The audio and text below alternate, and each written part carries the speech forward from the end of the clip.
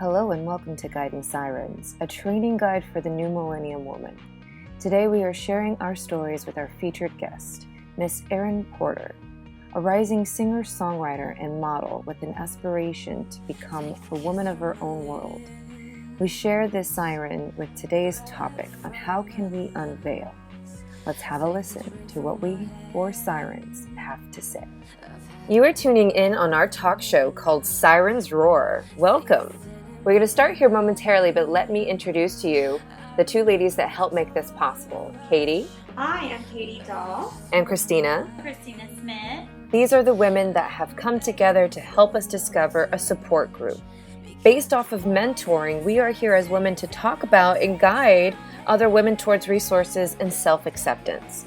Are you ready? Because we're about to jump into the studio with our first guest, Miss Erin Porter.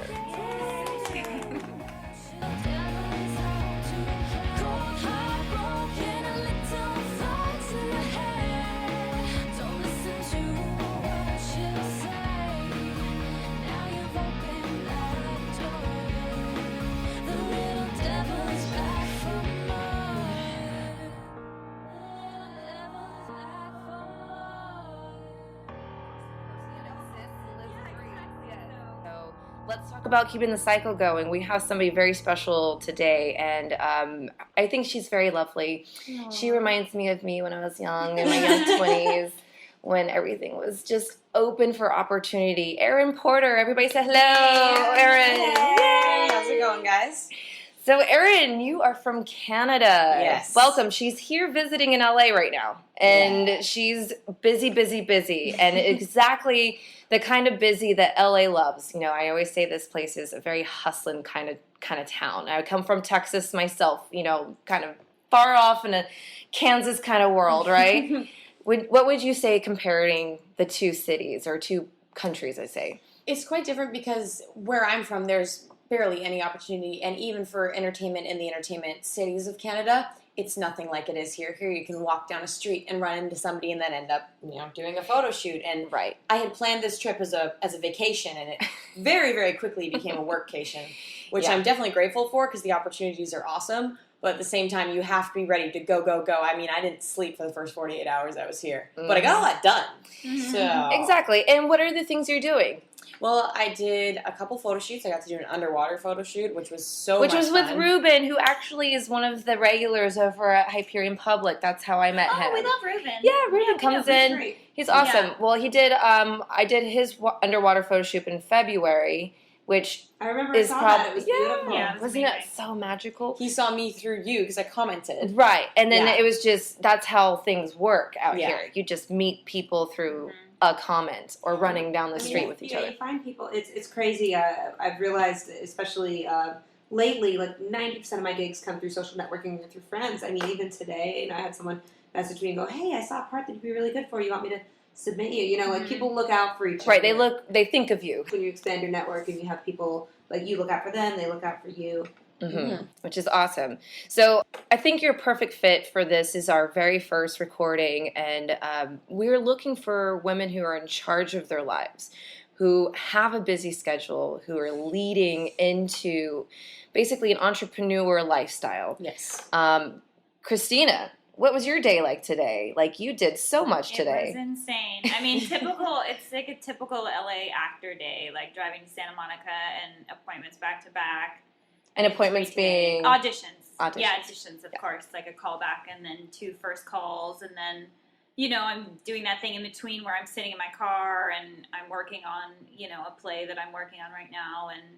And then I get to the end of the day and I'm exhausted, but I'm like, hey, I'm creating all day. Like, this was a successful day. But, you know, and being exhausted is way worth it. So, and it's exactly what you said. Like, I had a conversation with my mother on the way home, and I was like, I'm so exhausted. Mm-hmm. But that's what you have to do. You have to be like, I'm the CEO of my business. I have to not stop.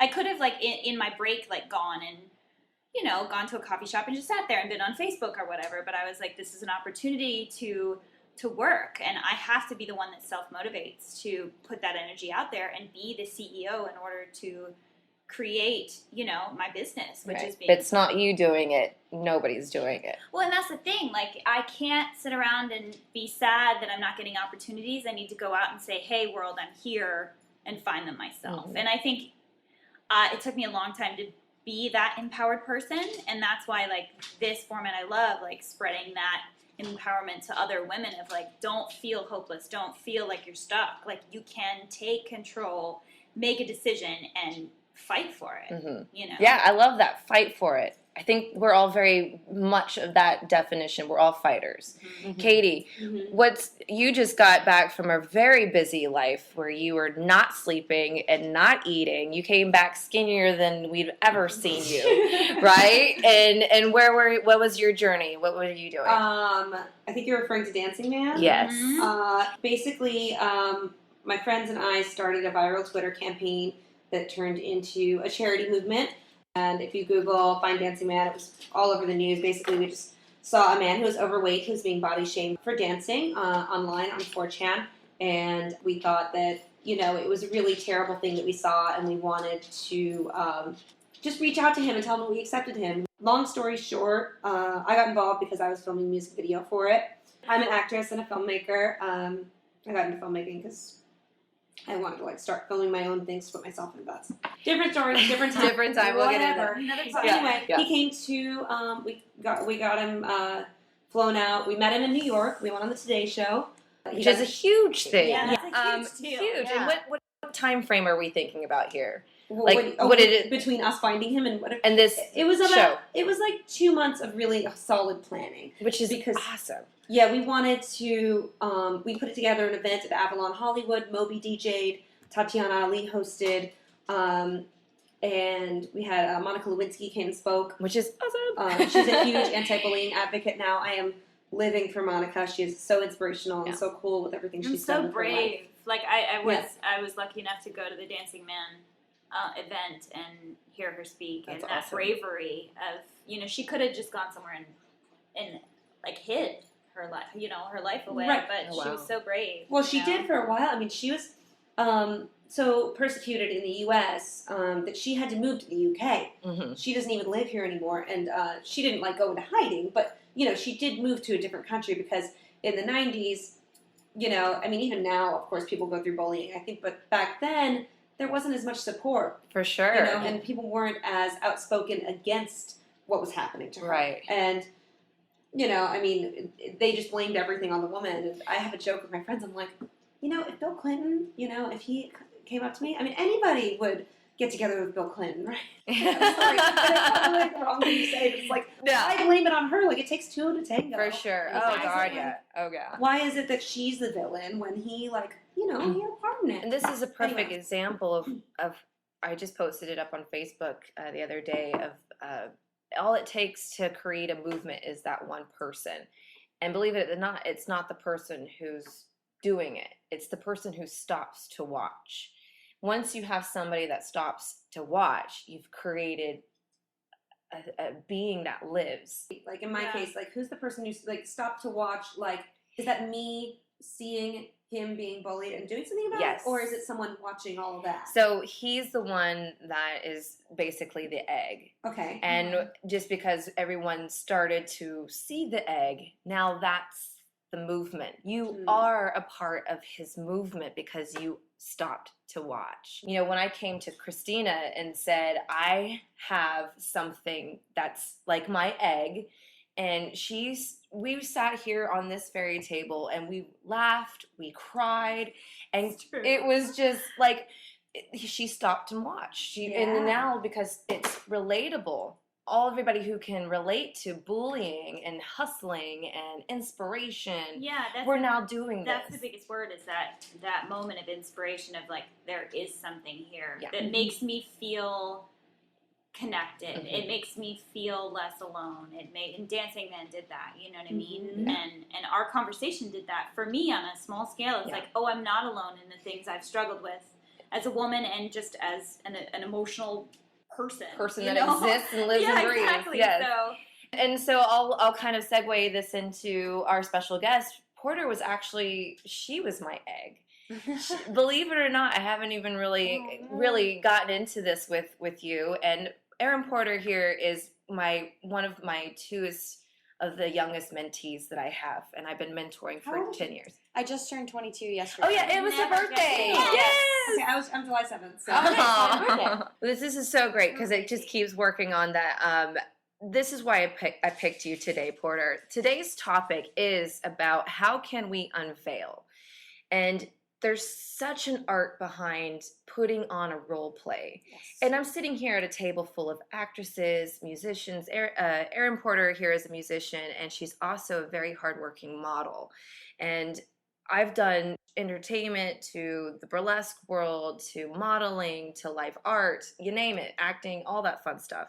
So I understand that there is an art form behind role playing. And because we are strong women living our own lives, we kind of take that skill set.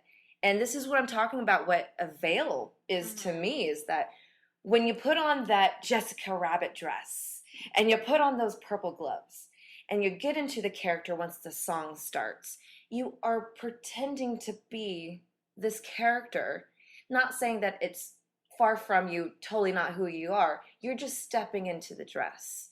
So what is the veil? What is the veil to everybody? Can everybody really relate to what this veil is? And if we can, which I do think that we all have a version of it, how do we take that off to just remember who we are, how to balance? And just to clarify that veil and that role play, like, is in reference to how we kind of feel the need to go about our days and go about the way we look and the way we dress and the way we present ourselves and who we're around and how we should talk to them and what do they want me to be. You know, that presentation versus the authenticity that we're trying to, I know for me, like, I want to inspire women to be as authentic as they possibly can. Right. While wearing. I mean, we all have, like, or none of us would wear makeup. You know what I mean? There is a certain level of just like social veiling that we do, but as long as it's not the self-worth and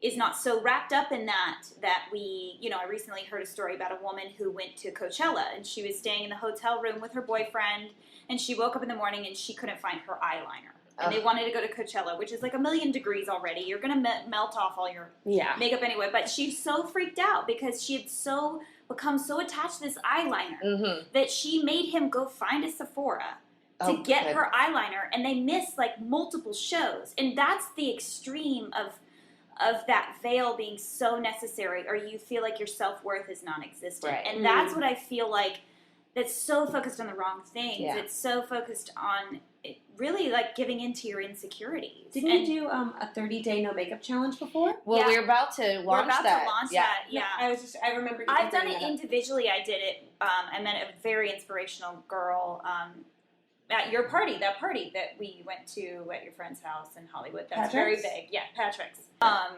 can't remember her name, which is very embarrassing to say. That's okay. So you met someone who did she had done this and she had been. I was like, your skin looks amazing, and she's like, I did a no makeup challenge, and I was like, that is so brave. Mm-hmm. And so the next day I was so inspired by it, just especially being an actor. Like like if I'm on set, it's all this makeup, and when I go to auditions, it's all this makeup, and I like my skin to breathe, and I was like, I'm gonna do this. And the first day I did it, I remember I went into Hyperion, and I was seeing all my friends, and I thought they would be like, oh, you look tired, like, what's wrong, are you upset, you know, and nobody noticed. Like, nobody even noticed I had no makeup on. And it was just like, well, wait, I have wrapped up so much in this appearance, this, like, thing I feel I have to do to be attractive or be... Or go to work. Or even go to work, or even go to the grocery store. I know people that won't go to the grocery store. And I was like, it was so expansive for me as like, wow, I like my face. I saw my face in a different way. Right. And I only did the challenge not even for 30 days. I maybe did it for a week and a half, 2 weeks.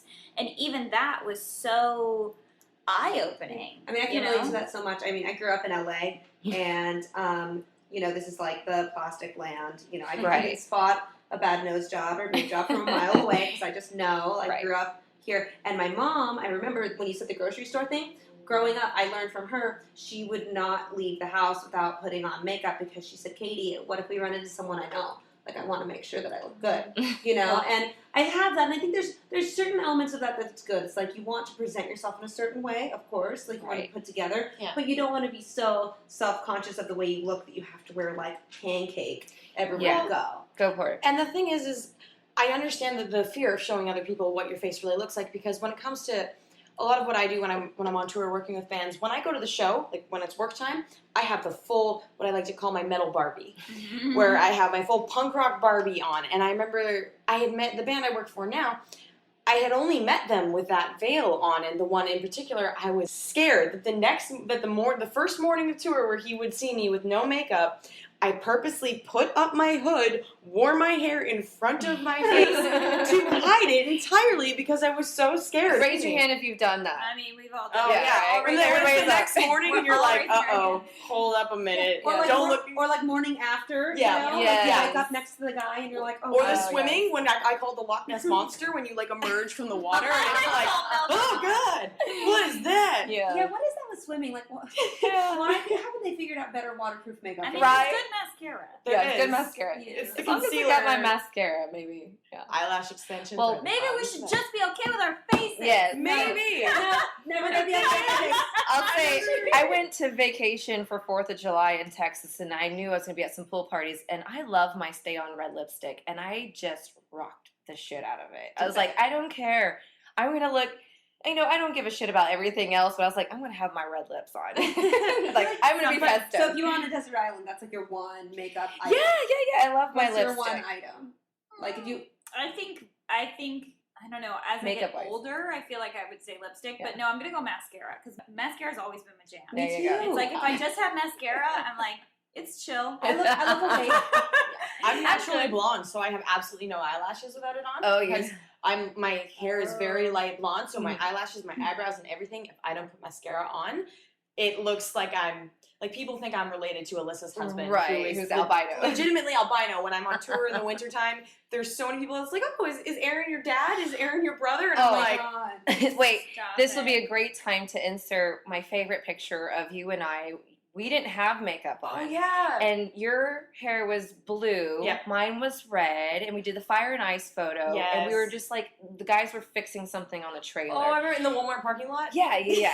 But we took this That's where you do cute something like selfie where we were just like, we were on the road for like days, straight day up, day night, Yeah.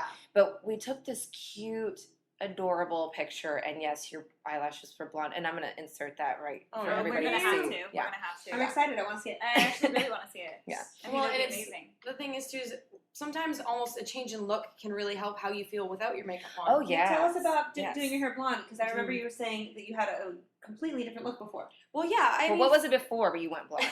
for the past 2.5, almost 3 years, I had been dyeing my eyebrows rainbow color to match whatever color was in my hair, and my hair was platinum blonde. And they with- were pretty awesome. I'm going to Oh, show thank you. everybody. I mean, I'm pretty stoked about seeing that. well, and the thing was, is since I went through a bit of when I'm emotionally unstable, let me chop all my hair off, sort of thing. Mm-hmm. I did Been one of there. those. Yeah. Well, you chop your hair off and then you become a feminist. Yes, Look what at that. happens. That's exactly what you do. That's what Anyway, happens. sorry. Oh, it's all good. So I did pixie cut, and I dyed it platinum blonde, and I started putting in colors, and I started dyeing my eyebrows, and I did that for years, and then I put on this veil or this mask that I completely saw myself and turned myself into and convinced myself that who I was this colored hair, was being known for my colored eyebrows, because I wouldn't even get compliments on what I looked like. It would be, oh my gosh, I love your eyebrows. It wouldn't be your face or anything. Right, because it was just they were looking at all these external things you'd done to yourself. Exactly, and it was a distraction because I wasn't comfortable with myself. I had, when I was 19, I had gone into treatment for anorexia and bulimia, and since then I'd been going on this like crazy sort of image tangent where I would just change it and change it and change it and change it. And then over the past few months, I mean, it started in about March, I had been looking at myself and I was like, I don't feel like me, and I had kind of gone into this little funk, and I was like, there's something wrong. And I thought about it. I was like, should I take all the color out because that's what I'm known for? And I said, no. And that's the day she's like texting me like, I am having an identity crisis, basically. Yeah. And so your whole identity is just wrapped up in these crazy haircuts. But really, it's not it. It's a big front. It's a veil that you are putting on for the world. And for me, taking that away so people could actually see my face and see what I looked like, I didn't even know what I looked like anymore because my eyebrows were freaking rainbow. I looked like a cartoon character. my parents I didn't even look like I belonged to anybody. So I texted Alyssa, and then the next day I got the hair dye. I didn't tell anyone I was doing it. I went home. I spent hours doing it, correcting the eyebrows. Took me 4 tries to get that right. Yeah, that sounds intense. And I did it. I dyed it. I walked out of my bedroom, and I walked up. I took a picture, and I sent it to my best friend. And the immediate response was, I have never seen you. I've never seen your face look so you in my life. And I immediately felt more like myself. And since then, I felt more comfortable going on without makeup. I mean, before I would even go to the gym without makeup on. And now I will, go out. I'll present myself. I actually feel more beautiful, looking more natural. And the thing, my mother said something that really actually resonated. And I said, what do you think? Do you like the blonde hair? What do you think? And she goes, Erin, I always looked past the other things to what you look like because you're my daughter, but now I don't have to try anymore. I see you. And for me, it was an unveiling of, I don't need to be the little girl who's putting up something. Look at me, I've got so many colors. Look at me. It's no, I'm a woman, and I am very comfortable within myself, and I'm comfortable with what I look like, and I feel comfortable presenting myself in a natural state to the world. So would we say you feel like Erin Porter right now? Hell yeah, I do. I think I never felt truer to me because now I feel like I can go in any direction with my style any day. I can wake up and be precisely who I want to that day, whether it's the Full Metal Barbie. So it's balance. Exactly. The biggest thing that I teach artists, because I've been helping artists develop their brand. That's the art of having a brand, is that you can take on multiple looks, especially if you're a model or a musician, or someone like us who can just change our hair color on a whim. Actresses, you have to kind of keep a somewhat of a staple look, right? Yeah, which I would say is a little, I don't know about you, Katie, but it drives me a little crazy because I have that rebellious, I want to put my emotions sometimes in that. It's like I've done it so many times where I was like, I need to dye my hair. I need to do something crazy. I need to cut it off. But I'm so restricted because I'm like, then it's a couple $1,000s. I gotta get new headshots. I gotta upload it. I gotta tell my agents they could maybe drop me because I changed. It's like, but I have that instinct of I want the pink hair. I want the platinum hair. I mean, Katie, what about you?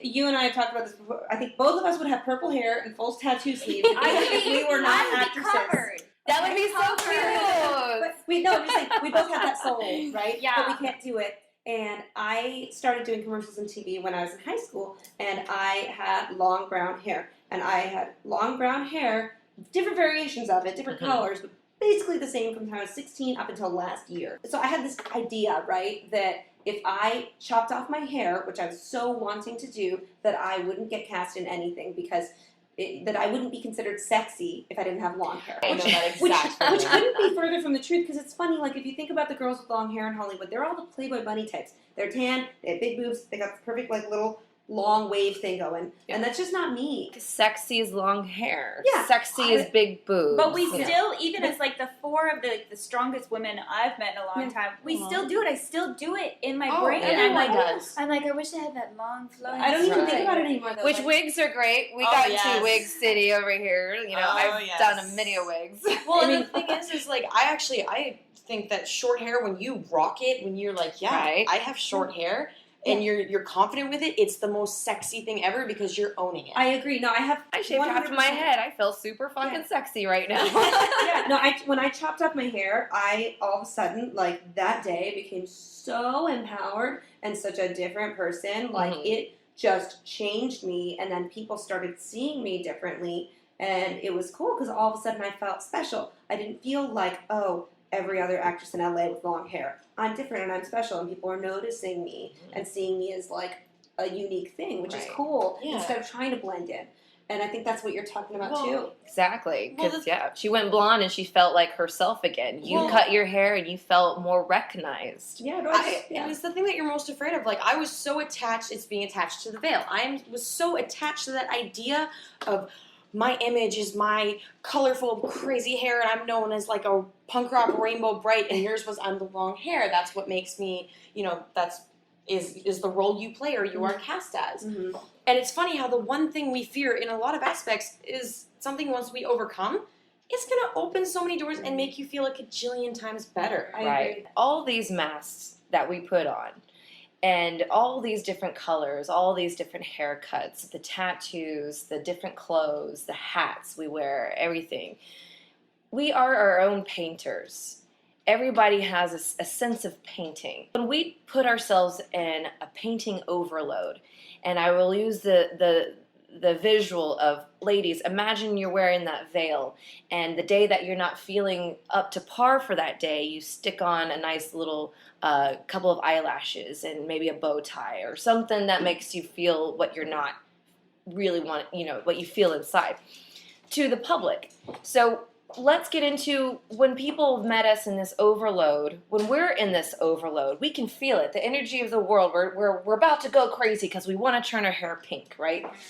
What's the process? How do we still unveil ourselves to remember the true self? So if you can't turn your hair pink to feel what the world would be like as Christina in pink hair, what did you do to get to? Well, I mean, some of that, like, I haven't fully resisted, like, not getting tattoos. I have I have like 5 small tattoos. She's got the actress can hide them tattoos. Yeah. I find whatever part of my body, so that is that rebellious side, or like I'll get a new piercing that I can still work with. But, it does sometimes, I feel trapped, and I'm like, okay, what is this internally that's needing to come out? And a lot of times it's like, okay, there's something within me that I want to put on my external. A lot of that, it feels like, is there something I'm not saying? Like, I remember the first time I got bangs, all I wanted was for my dad to think I was perfect. That's all I've ever wanted my whole life. Little girl wants. And I came home, and he did that typical thing. I showed him my bangs. I was so proud of it. And he did that typical man thing. He's like, well, I liked it the way it was before. Oh, no. And I That's the literally worst. had a nervous breakdown at like the age of, 9. Yeah. I was so bad that ever since like the age of 9 when I got bangs and my dad said that, until maybe I was like 22. Oh, goodness. I would cry when I changed my hair. We because hold on to that. Yeah, because there was a couple roles where I had to go like blonde, all the way blonde, and I cried after that, and like I had to go redheaded and cried after that, and then I dyed it back black. Like I dyed it back to brown and it turned black, and so I cried after that. Like now, if that happened, I would just be like, "That's silly. That's the wrong color." That's so right. So can everybody relate to that? We've had that moment where we're just.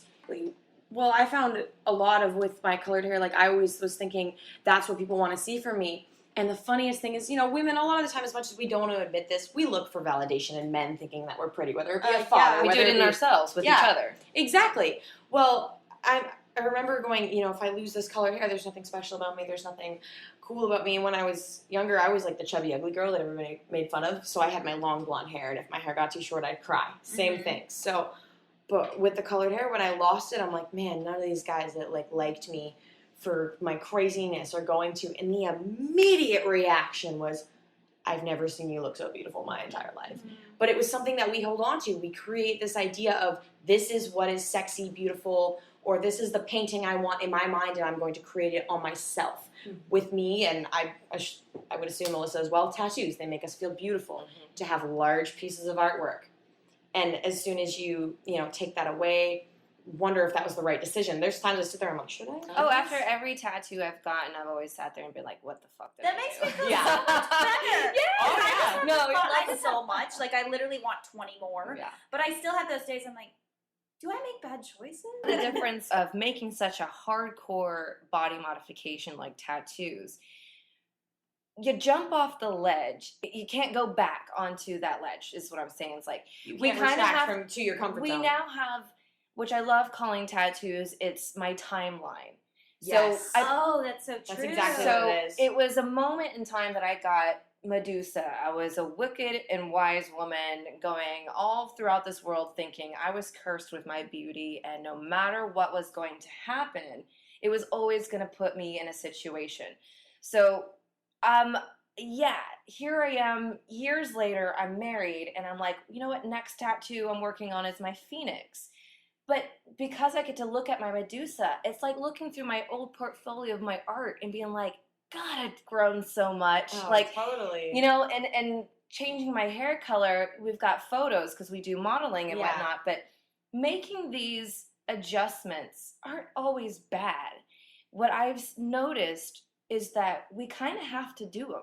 We have to allow ourselves to put on a different coat, basically, and a different hat so we can understand where we were standing before we did it.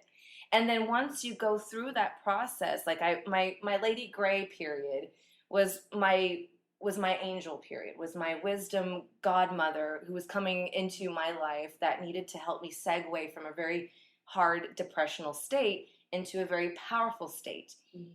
But I wanted to be her. I needed to own This was that. your gray hair. Just to This is my gray hair. Yeah. Well, I love how you. So it's like you're like Picasso who goes through a blue period. And I call them my periods. I went through my wet period. I went through my black period. Yes. It's so art. And I think what really stuck with me about, I mean, obviously everything you said, but what really stuck was that idea of like you can't go back. Mm-hmm. And that's what appeals to me about tattoos in a way. Even with the few that I have, it's like, I think we struggle so much as like a modern society with commitment and decision making. Oh, totally. And there is this empowerment that comes from like, I'm going to walk in here and I'm going to put this on my body. Yeah. And I'm going to like it. And there's going to be moments where I'm like, oh, was I crazy? But it still always comes back to like, I love this. It tells me so much about where I was, where I'm going. And I've said it every time, like the few that I get, the more I get them, the more I feel like me, which that's just my path. You know, I know there are people, there are people that feel like, you know, that's trying to take away from you or whatever. But I just feel like the more I get them, I'm like, I'm saying like, this is my choice. Like this is mine. This body is mine. You're claiming your body as your own. Exactly. You know? Right. And you're really reconnecting with that. I feel like the last one I got was just Little Lucky number 7 over here. I got it when I was like in the middle of like a toxic relationship. And I was kind of like questioning everything, figuring out my life, and I wanted to get something to give me a positive energy because I felt like I was at rock bottom, bad relationship, no friends, my career was in the toilet, just everything. And I was born on 7/7. I was 7 pounds 7 ounces. So I was like, I got to get something lucky. I just want to get something where I can look in the mirror every day and I can say, I'm a lucky person and good things happen to me. And I didn't believe that at the time, but I wanted to say that to myself, to believe it. And I remember, because I had been in this weird relationship and not felt like myself, you know, and not felt like I really owned myself. And when I was on the tattoo table and they were like, as they were tattooing me, I felt like this spiritual release almost experience of like, I'm in my body. It's mine. And it's mine to, claim. It's beautiful. And people were like, was it hurt or painful? And I was like, no, it felt good. Yeah. You're releasing that emotion. And every time I tell people, because they come to, they're obviously, you know what it's like to sit in 6 hours of pain. Oh, yeah. And it's like, well, it's a meditation process. Totally. And it's just like going to the spa or going and running a marathon. It's where you put your brain and your emotions to the surface and you just be present. It's a vice in a sense. Like people, you know, everyone has their vice, and mine is definitely tattooing. But I understand what you say is you feel like more like yourself. Mm-hmm. The most recent one I got was I finished my first sleeve, and I remember looking in the mirror the next morning when I took off the bandage, and I have never felt more like myself. But on the release sense, I recently got one on the back of my leg that was kind of an impulse tattoo. I mean, I booked it on an impulse, but I followed through and waited for the appointment because there was a very specific girl I wanted to do it. I found this skeleton anchor because your skeleton is kind of like, it's the anchor within your body. It's kind of holding all your crap together. And it's a really cool, creepy thing. But mine, the one I got tattooed almost looks like it's been decaying underwater. Like it's there. And I got no hope, but the dots in between hope. So no hope, and then hold on, pain then is basically what it means. And I got it on a whim, and as I was getting it, I just lied there, and I felt so happy, and I got it on my sober-versary. My 2 years sober was the day I got it, and it was it was a very rash decision, and I'm going, oh my God, Garrett's going to think I'm absolutely nuts. He's going to think I'm crazy. And I got it, and I looked at it in the mirror, and I was just like, that whole experience was a release. I've never felt so happy. It solidified who I was, and on top of that, it gives me a nice reminder that even when you feel like everything's going to hell, you can get through it. And you're going to come out looking a little beaten up, and like you may not. You're going to be different on the other side, but it's there. And every little tattoo is a form of therapy in a way. Well, and that's so funny that you said yours has hold on, because my very first tattoo was hold on. Oh my gosh. Which is so weird. Did we just become best friends? Yes. You want to do karate in the garage? So weird. Let's get into where we really want to take this. Yes. I mean, the purpose behind Guiding Sirens is that we go through a process, and it's very much the same as the 12-step program. And believe it or not, we wrote our own steps. We have 11 of them. And they're based off of what you need to do. First, become aware and do your personal inventory and do the guiding and do all the amends. And then at the very end, it's helping keep that cycle going.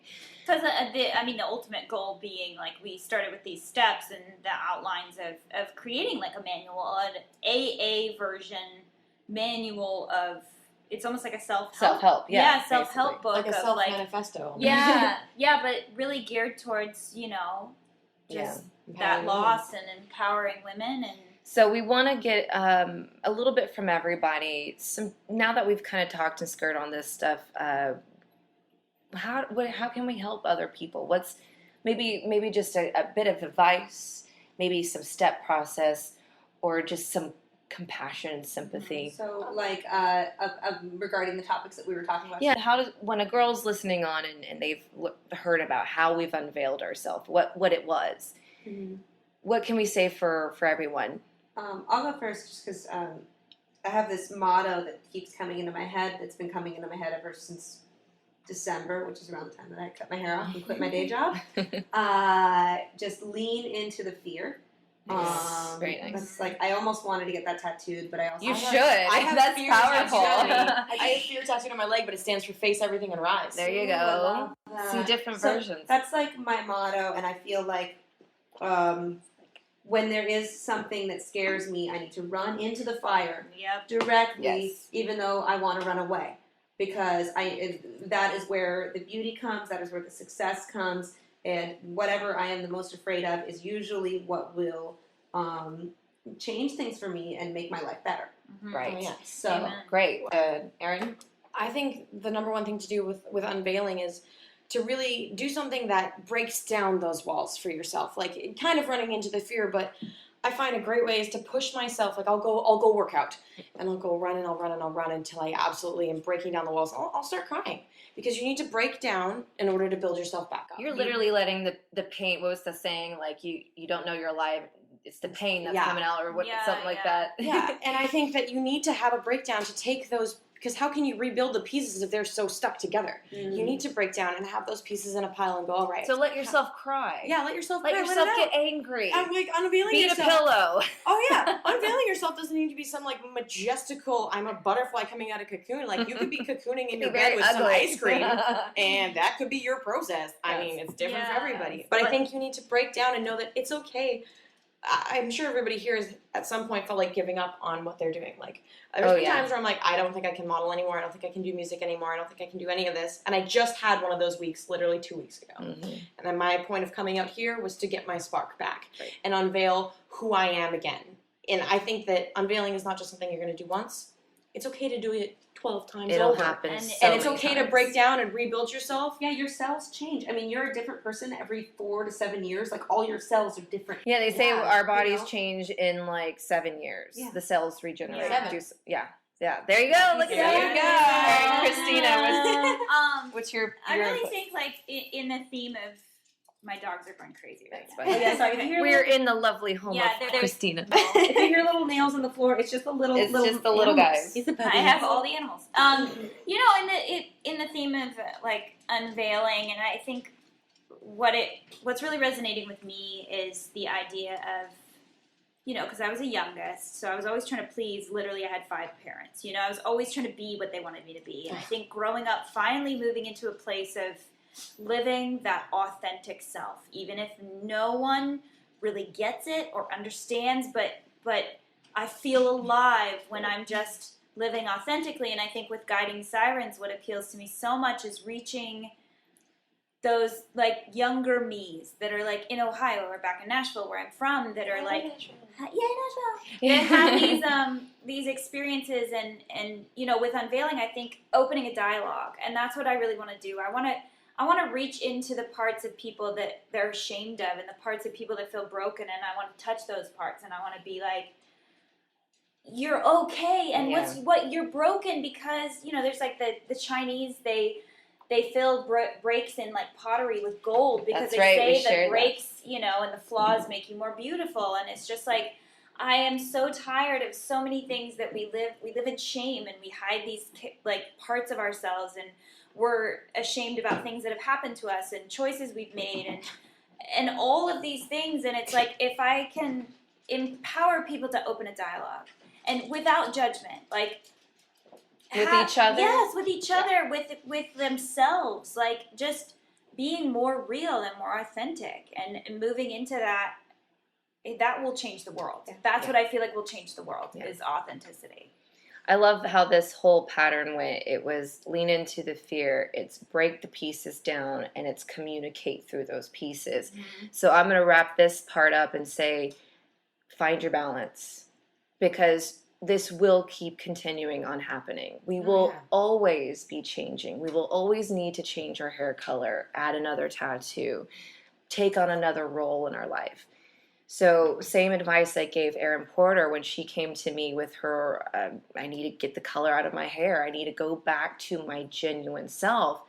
I was like, you just gotta give yourself a self-date. Like, don't worry about putting on makeup. But if mascara is your jam, just put on the mascara. You know, if lipstick is your jam, just put on that lipstick. And take yourself out and do something with yourself. Like, I love just going out and taking myself to a coffee shop and reading a book, or taking my sketchbook to somewhere. You know, we all have these meditation types places, and that's kind of where your outlet, you need that outlet. So communicating, leaning into the fear. Write a burn letter is my best way of dealing with this. I do that all the time. And when you write the burn letter, you get to face the fear, you get to fall apart in the comfort of yourself, and you get to actually help pull yourself back together. Explain to our audience what a burn letter is. It's literally writing a letter to yourself. Get angry. Use all the words. I think I'm awful. I think I'm ugly. I can't please anybody. I'm not fucking perfect. And how the fuck am I gonna do this tomorrow? Mm-hmm. You write all this shit out, and you literally delete it if you're typing it. You rip it up, you burn it, you throw it in the trash, it's done. Mm. And you make that process an agreement with yourself and say, when it's done, it's done. Mm-hmm. And now you've gotten it all out. So the next time you actually go and face somebody or talk to somebody, you're not going to spill it out on someone's shoulder. Mm-hmm. You're not going to just start becoming, oh, woe's me. And what you're actually going to start doing, what I've learned in therapy to do for myself, is you're going to start to mother yourself. And that is what we want to do with Guiding Sirens. We only want better for the people who are broken, hurting, but are also doing really great things, because we are all worth it. Another one of my favorite quotes is, which I think you said before, like, talk to yourself, your 2-year-old self, or your 8-year-old self. Mm-hmm. Yeah. You're like being kind to yourself. Because if you talk to if anybody you loved was being talked to the way that we talk to ourselves, mm-hmm. we would kill them. I tell my mom all the time. My mother always comments on her looks, and they're like, "Oh, I'm old and my skin's terrible." And I look at her, I'm like, "Don't talk to my mom that way." Yes. No, exactly. Yeah, because exactly. You shouldn't, and you should not talk to yourself in a very cruel way. Because would you talk to your best friend like that? No. Hell no, you wouldn't. No. That's why we have each other too. Yeah. I think we can check ourselves. Oh, totally. You know, because sometimes I know when I'm spinning and I'm thinking crazy thoughts. Sometimes I'll text the crazy thoughts to my friend. I'll go, "Hey, I'm thinking this thing. I know it's not true. Help me out." I did that today. Yeah. I was like sitting in my car. Literally, I was sitting in my car. I was so overwhelmed just with everything. And I started to cry. And I was like, I don't know if I can fight this hard anymore. Mm-hmm. And so I texted my girlfriend. And I was like, hey, so I think I'm crazy. Yeah. So let's have a talk about it. She's like, you're not crazy. Well, I'll do this. And I'm like, okay, cool. Okay, I'm okay. Yeah. I'm going to be okay. So nice. That's a sisterhood. Yeah. I think we all have that one friend. But I had that moment where I was like, this is going to seem crazy, so I shouldn't tell anybody. I should just deal with it. And it's like, you can't live that isolated, no. You know? Mm-hmm. And when you're bottling it up, it only gets destructive. And that's where self-destruction happens. And it just gets ugly. Yeah. So as a special treat, we have a special guest coming in. I am going to give her the text to give us a call. I'm so excited. Isn't everybody excited? It's a, can I say who it is? Yes, introduce who this is. So, this is Kat Smith. She is our resident tarot card reader. for Guiding Sirens, and we're going to call her, she's going to call us and do a special reading of the cards. Because y'all did a reading back in November, she said. Yes, I met her at a show in Colorado, and I didn't even know that she was Erin's friend or girlfriend that was the tarot card reader. I just thought she was like someone that was there, and then asked to read my cards, and I'm like, oh, A plus B went and connected, and I'm like, oh crap, I know who you are.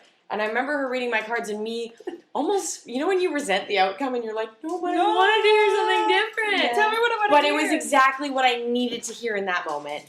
So I'm really excited. I'm a little nervous that everyone is hearing this because we're going to put you on the spot. It's okay. I trust you guys. I think we've built a solid friendship here tonight. Yeah. I feel like Are we a little bit closer? Yeah. Okay, so here we go. On Skype, we have Kat Smith, our house resident tarot reader. Everybody say hi, Kat. Hi. Say hi, Kat. To speak. Hello. There she is. There she is. Of course, you and Erin Porter did a tarot reading in November, you said? I remember you telling me that I needed to sort of take a step back and figure out what was going to fulfill me in my life and that it had nothing to do with relationships. That is precisely what you told me. Because I was focusing on a guy and very heavily, and you told me to take a step back and work on my creative outlets and creating something and maybe helping someone, and then actually the John thing came along, which was majestic. Oh, right on. And so that's kind of what I remember you telling me. I can give Erin a longer reading later on if she wants one. Let me mix these cards up. That's awesome. Yeah. So basically, anything that you want to try. If it doesn't work out well for you, which you can figure out for yourself, just don't do it. Don't keep running into the wall and bruising yourself. Trust that the rebirth that's coming. So there's the unveiling that everybody's talking about. That's kind of funny. So trust that the rebirth that you're working towards for yourself will make you a stronger woman. You need to calm down in the choices that you're choosing. Again, here we go. Right now you're not stressed out, but there's obviously some things that are going on in your life that are causing stress. Everybody has stress, even though they're like, I'm so relaxed, but I'm still stressed. Listen to your dreams. Focus on what you need to focus on. Learn what you need to strengthen within your own self. You have to figure out how you use your words to manifest the energy around you and how it unveils themselves. Use your thoughts and any wishes that you want to make clear to help accomplish anything that you are trying to do. I mean, I can make it more in depth, but I'm making it kind of a speedy reading. Well, we really appreciate that, Kat. That was very, very powerful. Thank you, Kat. Did you get a bunch out of that? I did, and I will be seeing you soon, so. In like a month. In a month. That's pretty soon. So, Yeah, that's really soon. Before you know it, she'll be there. All right. well, see you later. Have a good night. Bye. Bye. So, Alyssa, take us home. All right. So, everybody take a deep breath. Let's meditate that this was a very nice way for the beginnings of something very powerful. I just got goosebumps. Thank you so much, ladies, and thank you for everyone who's listening. This is just the beginning. Stay tuned, stay put, stay with the Guiding Sirens. Thank you, Erin Porter, for coming to visit with us. Thanks for having me. Got it.